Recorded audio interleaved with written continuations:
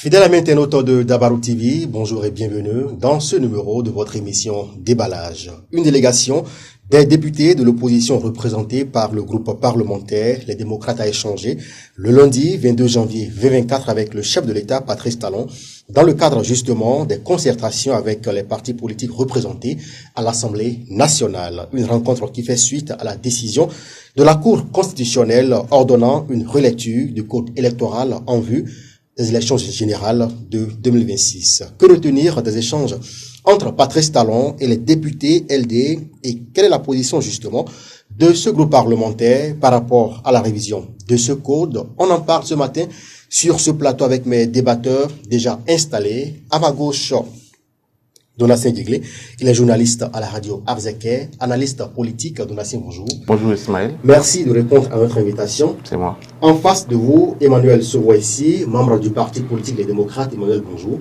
Bonjour Monsieur Ismaël. Merci également de répondre à notre invitation ce matin sur ce plateau. C'est moi qui vous remercie. L'essentiel à retenir donc des échanges entre Patrice Talon et les députés du groupe parlementaire LD est la modification concernée de la loi électorale et le président Patrice Talon a souhaité que cette modification se fasse de façon consensuelle entre les députés de l'opposition et de la mouvance présidentielle. Je commence par vous, Donatien Diglé. Pourquoi pour vous aujourd'hui, Patrice Talon recherche le consensus autour de la révision du code électoral? Il n'y a pas le code électoral, il n'y a pas que le code électoral. Il y a également le dossier lié à la révision de la Constitution. Pourquoi Parce que nous sommes bloqués. Nous sommes bloqués. La 8e législature, dans son fonctionnement, le Parlement monocolore a posé des actes qui aujourd'hui nous rattrapent. Et il fallait choisir entre foncer dans le décor ou s'arrêter et avoir la sagesse de dire il y a mal donne, revoyons la copie. Et ça ne peut pas se faire. Aujourd'hui, vu le contexte politique, avec le Parlement que nous avons, le Bénin dispose aujourd'hui d'une minorité de blocage. Et ça fait que s'il faut toucher à une vertu de la Constitution, il faut composer avec les 28 députés de l'opposition. Du coup, le président Patrice Talon, animé d'un esprit de sagesse, a voulu, contrairement à ses précédentes interventions, où il faisait croire à l'opinion publique qu'il n'y avait pas de problème, il s'étonne de la réaction d'un certain nombre d'acteurs politiques, il se dit aujourd'hui qu'il veut laisser un pays en paix comme il l'a retrouvé en 2016. Il se dit aujourd'hui qu'il faut multiplier les concertations, il se dit même disponible à revoir les uns les autres pour qu'ensemble on puisse trouver la formule juste pour aborder 2026. Donc c'est dit qu'il y a problème alors, selon vous? Le chef d'État finit par reconnaître. Et je vais vous dire que depuis 2016, c'est l'une des rares fois où le président Patrice Talon s'est retrouvé dans la peau d'un président de la République au Bénin. Tous ses prédécesseurs ont été bloqués à des moments donnés et ont décidé, par exemple, de débloquer les situations. Les gens ont analysé comme faiblesse. Ce n'est pas une faiblesse. C'est de ça que nous avons besoin. Il est en train de poser des actes qui peuvent l'aider à sortir par la grande porte. Et je pense que cette rencontre, les rencontres du gens sont encouragées. C'est le contraire qui allait étonner. Parce que quand je l'ai suivi après le discours sur l'état de la nation, quand je suis avec l'interview accordée à nos confrères de l'ORTB, j'ai compris qu'il y avait problème. Parce que le chef d'État dit par exemple que si le pardon peut être une faute, ça veut dire que il faut s'arrêter. Comme on a constaté que la 8e législature a posé des actes qui aujourd'hui constituent des fautes à corriger, à tout moment, le pardon peut être considéré comme autre chose sauf la faute. Emmanuel Sowaici, vous êtes d'avis avec votre vis-à-vis par rapport à la question? Oui, aujourd'hui, il apparaît aux yeux de tout le monde que nous sommes face à un blocage. Mais si mon vis-à-vis faisait comprendre que c'est dans une optique ou dans une démarche de consensus. Mais vous savez, au Bénin, très souvent, c'est lorsque le problème arrive qu'on commence à s'agiter. Le Parti des démocrates et l'opposition, entre-temps, avaient sonné l'alerte. À plusieurs reprises, on avait déjà dit cela. Ces mesures ne pouvaient pas passer. Mais, bon, comme ils étaient dans une posture, comme il l'a dit, de majorité absolue, lors de la 8e législature, ils ont pris des décisions sans consulter personne. Aujourd'hui, maintenant, on dit, on reconnaît, venez, on va s'asseoir à la table. Mais ça pose un problème. On se demande si réellement on nous invite réellement à la table pour chercher le consensus, où on nous invite pour trouver une formule pour nous faire avaler une autre couleuvre, ce qui ne va pas être toléré par le Parti Les Démocrates. D'accord. Après sa rencontre avec les deux blocs, est-ce qu'on ne pourrait pas affirmer sans se tromper que cette révision de la Constitution sera actée quand on sait que les deux blocs sont acquises, je dirais, à la cause du chef de l'État Patrice Talon, même si les députés LD ont été rencontrés, mais aujourd'hui Patrice Talon détient la majorité au Parlement. Non, cette majorité du président de la République au Parlement n'est pas une caution pour la révision de la Constitution. Partons de là. Il faut composer avec la minorité de blocage. C'est pour ça que les choses ne peuvent plus se passer comme avant. La manière dont on a conduit, et j'utilise les propos du chef de l'État, la manière dont on a conduit la tête dans les guidons depuis 2016 jusqu'en janvier 2023, les données ont changé. Et si vous voyez comment le pays ça se passe, Boni a dit le 1er janvier dernier qu'il n'y aura pas de révision de la Constitution. Et même qu'il n'y aura même pas, quelle que soit la forme de mandat, il n'y aura pas un troisième mandat. Et en face, Patrice Talon continue de rassurer qu'il n'est pas préoccupé par un troisième mandat. Maintenant, mon ami dit quelque chose, et c'est en fait, cette méfiance est l'apanage des hommes politiques. Quel que soit ce que le président Patrice Talon dira, ils vont toujours sortir des actes, des comportements, des postures de méfiance pour trouver qu'à tout moment, ça peut se passer autrement. Je vais vous rappeler quelque chose pour vous rafraîchir un peu la mémoire. Quand on était bloqué en 2020, le chef d'État a multiplié des rencontres. Il a rencontré par exemple Éric Kounete, candidat à Zanaï en son temps. Éric Kounete a attiré l'attention des unes des autres sur certains faits qui pourraient nous rattraper plus tard. Aujourd'hui, ce sont ces faits qui nous rattrapent. Ça nous rattrape. Et maintenant, il faut choisir entre l'erreur constatée et avancer, ou l'erreur constatée, maintenant on s'assoit pour réparer. Et pour réparer, il faut tout le monde. Il faut même aujourd'hui tendre la main, parce que dans les mairies, on a encore des maires FCBE. Et si on doit rester en l'état, c'est que ces maires-là peuvent parrainer plus tard. Maintenant, est-ce qu'il est bon, c'est là le débat, c'est un débat sensible, est-ce qu'il est bon que les maires d'aujourd'hui, les députés d'aujourd'hui parrainent pour... Voilà, c'est là le débat. Donc moi je pense que le chef d'État fait bien. Et je comprends la méfiance des opposants. Nous sommes des analystes politiques, et on se dit que le chef d'État a un problème d'honneur. Quand il dit « je vais partir à la fin de mon mandat », on peut après lui dire « d'accord, il n'y a pas de problème ». Mais ne refusons pas aux acteurs politiques, surtout de l'opposition, de dire « attention, on ne peut pas ça ». Donc il faut des garanties. C'est pour ça qu'il faut élargir cette rencontre-là. Au-delà des deux blocs et de l'opposition, il faut élargir. C'est un problème même d'assises nationales. Vous allez voir que le chef d'État, dans ses précédentes interventions, avait balayé l'hypothèse d'assises nationales. Mais nous tendons progressivement vers l'assise nationale, parce qu'il faut toutes les composantes. Vous allez voir les grands professeurs comme Théodore Odo, ils vivent encore, ils sont là. Robert Dossou, ils sont encore là. On peut les associer au débat, parce qu'ils ont eu à faire des interventions par voie médiatique. On peut les associer et dire arrêtons-nous, réfléchissons comme ça a été fait en 90 pour la conférence nationale. Ça nous a permis d'avancer. Et il a eu des préalables.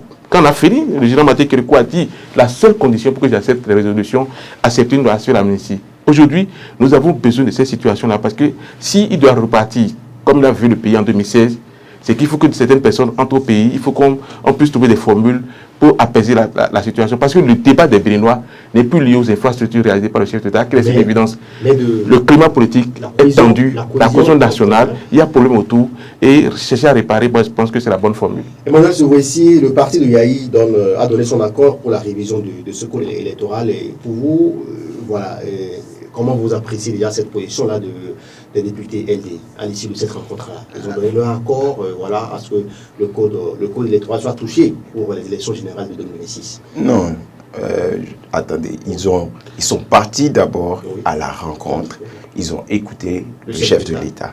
On dit, l'appel n'est pas mauvais, c'est son contenu qu'on peut analyser et soit accepté ou rejeté. Au terme de leur rencontre, ils ont précisé qu'ils allaient faire un retour à la base, discuter avec le président du parti, les démocrates, et en l'occurrence le président, le docteur Thomas Boni Yahi. Dire qu'ils sont favorables, c'est trop tôt, c'est encore trop tôt. Je n'ai pas, à ma connaissance, entendu un de nos leaders déclarer qu'il était favorable ou disposé. Cette question n'est pas encore résolue. Pourquoi ? Mon vis-à-vis a parlé de la méfiance. Cette méfiance, elle est légitime. N'agissons pas comme si on vient de se réveiller ce beau matin au Bénin. Ça a commencé en 2016, il y a eu beaucoup d'étapes, il y a eu beaucoup de choses qui se sont passées. comme il l'a dit, on ne peut pas reprocher à l'opposition d'être méfiante. Mais ce n'est pas qu'une question de méfiance. Ce n'est pas que ça. C'est-à-dire quoi? Il y a quoi d'autre selon vous? Vous savez, la Constitution, ce sont les règles qui régissent notre nation. C'est-à-dire, c'est l'ADN des règles que nous allons utiliser et observer.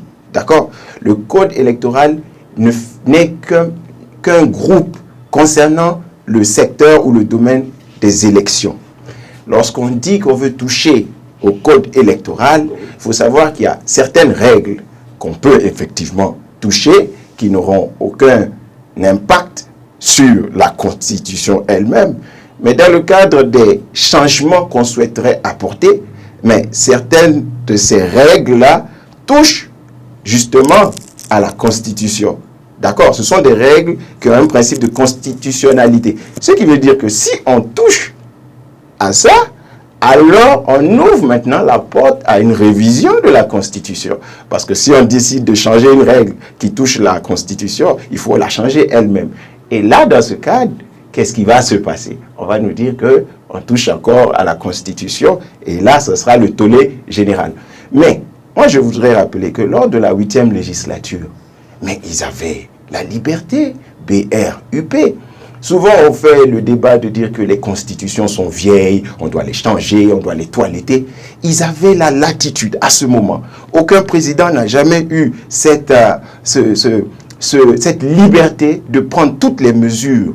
Si on voulait vraiment un développement, on pouvait prendre toutes les mesures à ce moment-là. Il n'y a pas d'opposition et on y va. Mais à ce moment, ils se sont souciés des règles qui leur étaient favorables. Et l'opposition décriait pour dire non, attention, comme il a dit.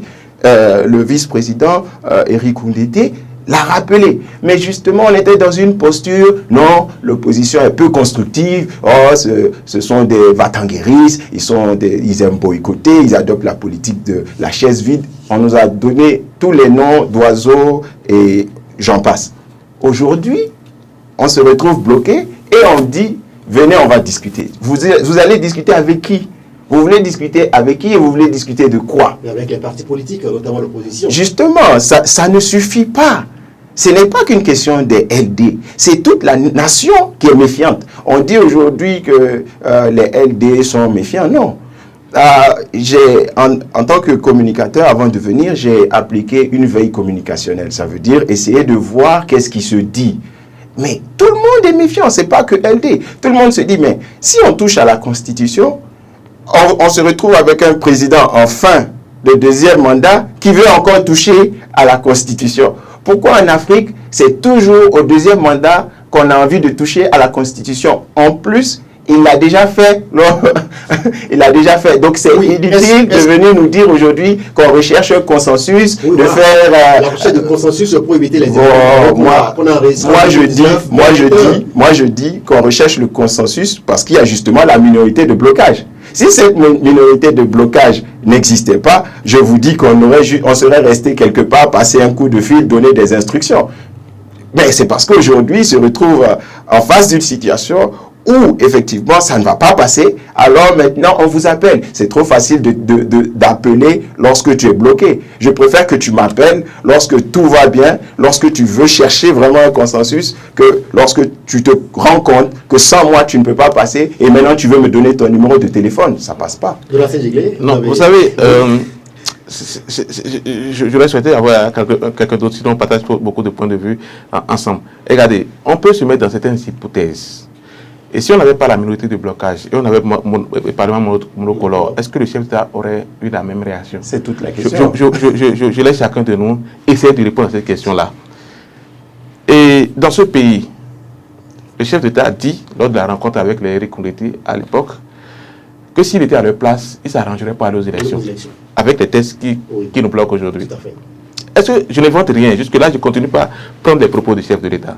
Il a dit que s'il était à leur place, il s'arrangerait. Est-ce que vous savez que dans ce pays, un responsable de la Sénat nous a dit qu'il y a des fautes mineures? Toujours pour cautionner ces lois-là, que des gens avaient être qualifiés de lois chrysogènes. Aujourd'hui, les faits donnent raison à ceux qui disaient non. C'est pour cela que je voudrais demander, et moi je me mets à la part du président de la République, c'est une option. Il fait l'option de dire, ok, je reconnais mes faiblesses, venez, on va discuter pour corriger ensemble pour le pays. Il pouvait ne pas. Il a fait des mandats. Est-ce que vous voyez Patrice Talon dans cette posture-là? Non, aujourd'hui, le président Patrice Talon, eu égard au compte rendu fait par le député Noureddine Adjadé, avec ce que j'ai lu sur la sortie médiatique de Hassan Sebou, je constate que le chef d'État est disponible. Et ça, il faut lui accorder ce crédit à moins pour échanger. C'est vrai que je ne vais pas continuer de m'atteler que non, ne soyez pas méfiant. Je vous laisse ça aux opposants. Mais pour les analystes, on l'observe. On l'observe sur ses engagements. Parce que si je me mets dans l'hypothèse qu'il avait un parlement monocolore, je présume qu'on ne serait pas à cette étape-là. On allait continuer de foncer. Mais il est en fin de mandat. Il a choisi les deux types de sorties. Sortir par la grande porte ou la petite porte. Et je pense que le chemin qu'il emprunte, ce n'est pas par la grande porte. Et aujourd'hui, il a une remise en cause. Parce que hier, des arguments forts ont été utilisés. Faute mineure. Et on peut y aller. Et vous savez que pour les élections communales passées, en plein processus, on a marqué une cause pour repartir au Parlement pour aller toucher. Qu'est-ce que je veux dire aux présidents qui vont venir après Patrice Talon? Faites l'effort d'avoir une opposition au Parlement. C'est ce que la démocratie a prévu. Mouvance opposition. Et parfois des centristes. Quand vous ne l'avez pas, vous avez un Parlement monocolore, ça vous induit en erreur. Parce qu'on fonce tête baissée, on accepte tout et à la fin, on est coincé. Si l'opposition avait existé en son temps, ça aurait permis de faire des débats contradictoires et de rectifier certaines choses. Aujourd'hui, nous sommes coincés et comme vous l'avez promis, peut-être qu'on va parler de est-ce que c'est bon que ceux-ci parrainent ou on laisse les autres parrainer. Je pense que c'est le grand débat qui montre la pertinence, l'importance de la rencontre du 22 janvier dernier. Emmanuel Soroissi, les faits donnent raison. Et Yahi aujourd'hui est en passe d'avoir raison par rapport à tout ce que nous sommes en train d'observer, parce qu'on l'a vu, il avait tiré sur la sonnette de l'alarme pour à ce qu'on ne fonce pas tête baissée. Mais aujourd'hui, on constate que Patrice Talon est en train de revenir, je dirais, sur les pas de son prédécesseur. Justement, il faut avoir une certaine humilité dans la vie. Le docteur Thomas Boniaï, le président de 2006 à 2016, a une expérience. Vous comprenez? Vous pouvez le juger, vous pouvez dire tout ce que vous voulez, mais vous ne pouvez pas lui refuter, lui dénier le fait d'avoir expérimenté la gestion d'un pays pendant 10 ans. Alors, un monsieur de cette envergure qui se tire la sonnette pour dire les mesures prises actuellement ne pourront pas passer à l'avenir. Vous comprenez? Il suffisait à l'époque d'avoir une certaine humilité et de reconnaître et de dire, OK, qu'est-ce qui est faisable? Mais parce qu'à l'époque, on était dans cette position de quasi-monopole, de oui assuré, à l'Assemblée, on vote oui, oui, oui, tout ce qui venait, on ne prenait pas la peine d'analyser. Et comme il a dit, l'opposition est là pour ça. L'opposition est là pour regarder, pour remettre en cause. Une remise en cause n'est pas un problème. Parfois, ça permet de voir loin, de prendre des dispositions. Cela n'a pas été fait. Aujourd'hui, on nous parle de rencontres. Mais vous savez, moi, je trouve que ces rencontres-là, on ne va pas jusqu'au bout. On ne va pas jusqu'au bout. Parce que, oui, quand le chef de l'État, il a rencontré d'abord les cadres et les sommités du Parti Les Démocrates en novembre. Ensuite, ils ont échangé, ils ont dit, bon, on va voir, on va libérer les étudiants. Jusque-là, on n'a pas encore vu cela. Donc, ce n'est pas qu'une question de méfiance. On attend toujours de voir la libération de nos jeunes qui sont emprisonnés. Maintenant, on vient après, on rencontre les chefs des institutions. On essaie de... C'est-à-dire, on ne veut pas aller jusque-là. L'opposition dit allons aux assises nationales. On ne veut pas aller à ça et on veut rester, on veut dire bon, on a entendu ici quand on tient les gens à la solde, vous avez beau être mauvais, vous serez réélu. Aujourd'hui, la réélection, elle est prouvée, mais ça a été mauvais. Et aujourd'hui, on constate qu'on a été mauvais dans cette gestion. Donc maintenant, comment on est en train de sauter, essayer. On cherche des palliatifs au lieu d'aller directement sur la solution qui est justement d'appeler tous les acteurs politiques, société civile, s'il y en a encore au pays, et de voir dans quelle mesure nous allons trouver des solutions. Parce qu'on l'a dit, c'est un pays, c'est une nation, ce n'est pas qu'une personne. Aujourd'hui, le président Patrice Talon est là, demain ce sera un autre, et ainsi de suite. Donc prenons des mesures qui vont permettre à notre nation d'évoluer dans le temps. pour nos enfants et les générations à venir. Donc, c'est de ça qu'il s'agit. Mais refuser les assises et essayer des petites consultations ponctuelles de part et d'autre, ce n'est pas réellement la solution, à mon humble avis. Donatien Diéglé, l'autre question qui retient sur les attentions, c'est voilà l'élection de 2026 et quand on sait que désormais le parrainage est, je dirais, un élément clé pour voilà, prétendre avoir être candidat pour les élections. Pour vous, le chef de l'État, je pense qu'a tranché au cours de cette rencontre-là, il a souhaité que ce soit les maires ou les députés de 2026 qui parrainent les candidats à l'élection présidentielle à venir. Pour vous. Normalement, c'est ce qui devait se passer. Parce que ceux qui sont là aujourd'hui vont finir en 2026. Il faut pouvoir fermer leur page et lancer une nouvelle compétition. Mais il y a des dates, je pense, qui chevauchent. En fait, c'est pour cette raison que les députés également sur cette question ne s'accordent pas d'abord pour le moment. Non, ce qu'il a dit qu'il a fait un sondage, en tout cas il a pris les opinions, ce que les gens refutent, ce qui inquiète, c'est que dans le contexte actuel, si on va aux élections en l'État en 2026 et que nous avons la malchance, bon, quand je dis la malchance, elle dit à l'issue des élections, le camp du président sortant a une majorité absolue des maires et des députés, ça peut encore jouer sur la stabilité politique de l'élection présidentielle en 2026 parce qu'ils auront la majorité, ils feront du parrainage ce qu'ils veulent. Voilà. Or, dans le contexte actuel, si on maintient, c'est qu'il sera difficile pour les chefs de l'État de contrôler le système. C'est-à-dire qu'il y aura une certaine liberté. Il y aura même des députés de son camp qui vont faire contre le jeu. Parce que ce qu'ils disent publiquement, c'est différent de ce qu'on entend dans les coulisses. Mais là, moi, je pense qu'ils ne pèdent rien. Qui ne pède rien? Les députés, lesquels de la mouvance actuellement ne pèdent rien parce que le chantre est à la fin de son mandat et je pense qu'ils sont libres de payer le choix. Et lors du message du chef de l'État sur l'état de la nation en 2022, en décembre, il leur disait en face, alors qu'ils étaient tous proches de lui, qu'il sait qu'il y a des gens, parce que la composition est désormais ouverte, il y a des gens ici qui ne vont pas revenir. Mais il y a des gens qui vont revenir. Quand vous faites combien sont revenus quand on a fait l'élection de janvier 2023, il a eu tamis, beaucoup sont partis. Du coup, dans le contexte actuel, attention, les données ne sont pas les mêmes. Non, si on ouvre la compétition, il va se... Le premier parti Talon, il est conscient qu'il a réalisé, et même si vous prenez les gars de l'opposition, ils vous diront qu'en matière de réalisation, il a fait des choses impeccables. Mais le débat aujourd'hui n'est pas autour des réalisations. Les gens veulent, par exemple, libération de Réki Amadougou, ils vont au retour de Adiavo. C'est de ça que les gens... Et quand vous le voyez, on sent qu'il est désormais dans cette posture-là. Et vous verrez dans les jours à venir, les choses iront vite. Parce que j'ai produit un article que j'ai dit, en comptant, il y a le mais, le oui, mais. C'est-à-dire, ok, on est d'accord pour partir, mais nous avons des préalables, réglons ça ensemble. Et j'ai envie de régler, c'est comme ça. Est-ce que vous pensez Patrice Talon dans les jours à venir Patrice Talon est en fin de mandat. Et Patrice Talon, il a dit lui qu'il fonce la tête dans les guidons. Si aujourd'hui il marque une pause, il tend la main, et ne soyez pas surpris, hein, il y aura 12 opérations de chambre politique qui vont se produire. Vous verrez Patrice Talon au domicile du président Boni Yahi. Que ça ne vous surprenne pas, nous sommes sur le terrain politique. Bon, je ne parie pas, mais vous donnez rendez-vous dans l'avenir, vous verrez. Il en a besoin pour qu'à la fin, il a dit quelque part, il veut retrouver tous ses amis à la fin.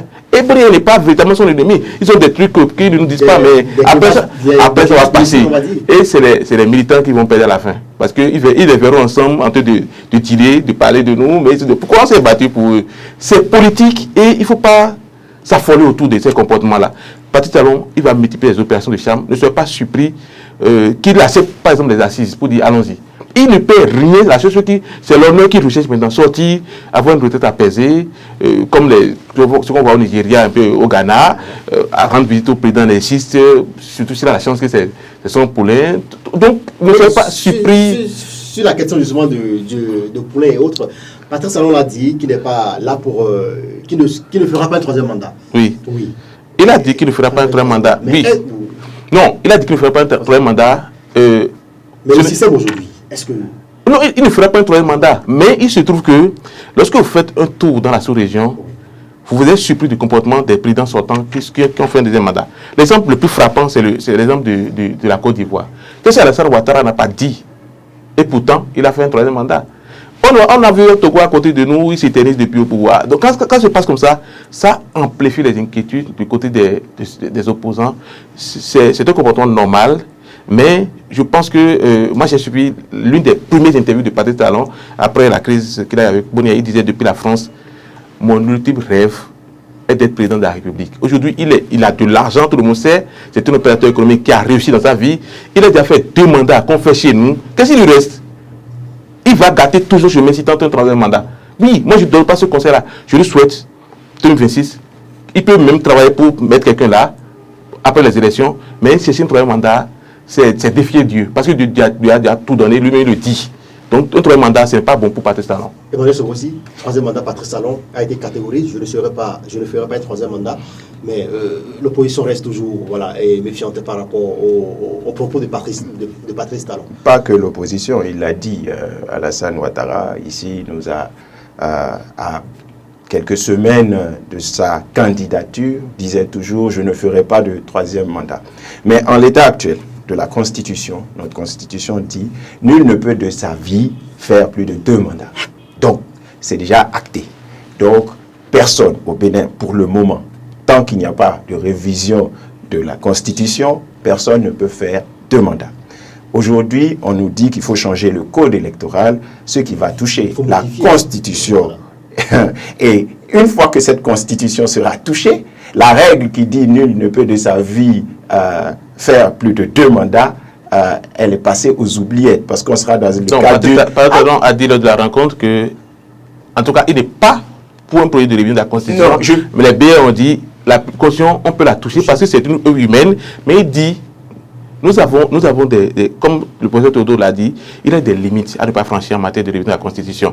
Donc, il dit qu'il travaillera à maintenir certains acquis, comme ce que vous dites là. On ne fera pas plus de on ne sait pas. Donc, pour l'instant, discuter d'un 3e mandat, c'est une spéculation. Mais en l'état actuel des choses, en fait, on agit comme si c'est la fin du monde. Si on ne touche pas au code électoral, si on ne change pas, si on ne fait pas de révision, si on ne fait pas un petit toilettage, le pays ne va pas avancer. Ce n'est pas vrai. À l'époque, lorsqu'ils ont établi les règles, on avait tiré la sonnette, on avait dit, écoutez, vu les dispositions que vous prenez, en fonction des dates, cela ne va pas être possible. Un flou subsiste. Est-ce que ce sont les députés de 2026 qui vont parrainer? Est-ce que c'est les députés de 2023 qui vont parrainer? Sur la question rapidement, votre avis, votre opinion? Pour le moment, oui, c'est les députés de 2023. Parce que lorsqu'on va finir, les députés actuels seront toujours en exercice. Lorsque les candidatures pour la présidentielle, parce que c'est de ça qu'il s'agit, lors de la candidature, les députés de 2023 auront la possibilité légale de parrainer. Aujourd'hui, on dit qu'en 2021, il fallait 16 parrains. Même si on va jusqu'à 19, 20 parrains, les démocrates ont 28 députés. Donc, pour le moment, les démocrates ne sont pas dans une posture de touchant au code électoral ou pas. Parce qu'en l'état actuel, sans assise, avec assise, les députés du Parti Les Démocrates, aujourd'hui, peuvent parrainer pour 2026. Ça donne déjà au Parti Les Démocrates cette garantie d'être dans les starting blocks, déjà au départ. Aujourd'hui, on nous dit, comme il y a un flou, il y a un problème, certains maires pourront parrainer, d'autres maires ne pourront pas. Vous savez, retournons, on va toucher le code. On ne touche rien. On ne touche à rien. Pourquoi? Si aujourd'hui on dit, allons-y, échangeons les choses, qu'est-ce qui nous garantit? Justement, c'est ça. Qu'est-ce qui nous garantit que lors des prochaines élections, on ne va pas nous faire une gymnastique à la certificat de conformité, quitus fiscal et autres, et nous sortir une règle pour nous dire que, vous savez, et puis là, maintenant, on peut se retrouver en 2026, par magie, les démocrates n'ont plus de députés, et maintenant, on a BR, UPR et tous ceux qui vont suivre, et maintenant se pose la question de la succession. Parce que, justement, on demande, est-ce que le chef de l'État va faire un 3e mandat? Ça, c'est une option. Mais la seconde, c'est la succession. Qui il voudrait voir assis à sa place? Et là, maintenant, ça concerne principalement la mouvance. Nous, ce jeu ne nous intéresse pas. Mais on sait, on apprend qu'entre eux, le jeu n'est pas clair. On ne sait pas encore qui le chef a choisi, qui le chef n'a pas choisi. Et peut-être qu'avec toutes ces mesures actuellement, on cherche peut-être à forcer son propre clan. C'est de ça qu'il s'agit. Peut-être qu'on essaie par ces mesures de forcer les députés BR ou UPR dans l'avenir à ne pas être en posture de choisir librement. Qu'ils choisissent librement ou qu'ils ne choisissent pas librement, personnellement, ça ne me touche pas. Je leur souhaite bon vent pour les échéances à venir. Mais nous, personnellement, en l'état actuel, ce sont les députés de la 9e législature qui pourront parrainer, et le Parti Les Démocrates, par la grâce de Dieu, se prépare déjà. Le président Yahi Boni fait beaucoup. La mobilisation, elle est intense. Tout à fait. Et nous sommes prêts pour la les télé. échéances. C'est le temps, nous tendons petitement vers la fin de cette émission. Et Donatien, vous avez quelque chose par rapport à ce que votre vis-à-vis a dit? Non, d'abord, il a profité pour battre les campagnes. C'est pour les politiques. En réalité, oui. J'avais demandé si on était en face à un parlement monocolore, qu'est-ce qui allait se passer. Il nous a été dit que c'est un concitoyen, une concitoyenne qui a saisi la Cour constitutionnelle qui fait une gestion sur le Parlement. Et si ce concitoyen ou cette concitoyenne n'avait pas saisi la Cour, quel sera le comportement du chef de l'État de la mouvance actuelle? Donc, c'est des questions qu'on doit se poser. Je dis une chose. Le chef de l'État, il a dit qu'il sera très actif en 2026. Et il a dit que c'était trop tôt, mais j'ai constaté que c'est lui qui a commencé trop tôt. Et qu'il a dit que le juge sera ouvert à 6 mois. Le juge sera ouvert. Il a dit qu'il travaillera. Il sait que c'est une erreur d'aller aux élections sans mouvement sur opposition. Il a dit lui-même. Écoutez les comptes rendus qu'on a fait. Si je dois faire une consultation, je vais lui demander simplement si c'est ce code-là qui a permis d'avoir la 8e et la 9e législature. Ce code peut encore nous aider à évoluer, simplement. Oui, et celui qui va venir après lui peut se lancer dans une sorte de révision ou toucher. Là, il est au début du mandat, comme il avait voulu le faire en son temps. Et vous allez voir que, en dehors du mandat unique, les gens n'étaient pas trop contre. Bon, mais donc, il peut, s'il veut faire une consultation, on peut laisser simplement. Maintenant, s'il doit réussir les concertations qu'il multiplie, il faut qu'il puisse l'élargir pour que toutes les composantes se retrouvent. Et là, il pourrait avoir le quitus et ça pourrait bien se passer. Voilà, on attend de voir ce qui va se passer dans les jours, les semaines, dans les 2 ans à venir. Mesdames et messieurs, vous l'avez compris, c'est la fin de cette émission. Merci de nous avoir suivis. Merci à mes invités qui ont répondu présent à mon invitation pour justement débattre de cette question. Merci à vous de l'Ancien Jinglé pour d'être passé sur ce plateau. Emmanuel Sevaux aussi, merci d'être venu. Merci à vous. Quant à vous, merci de nous avoir suivis et à très bientôt.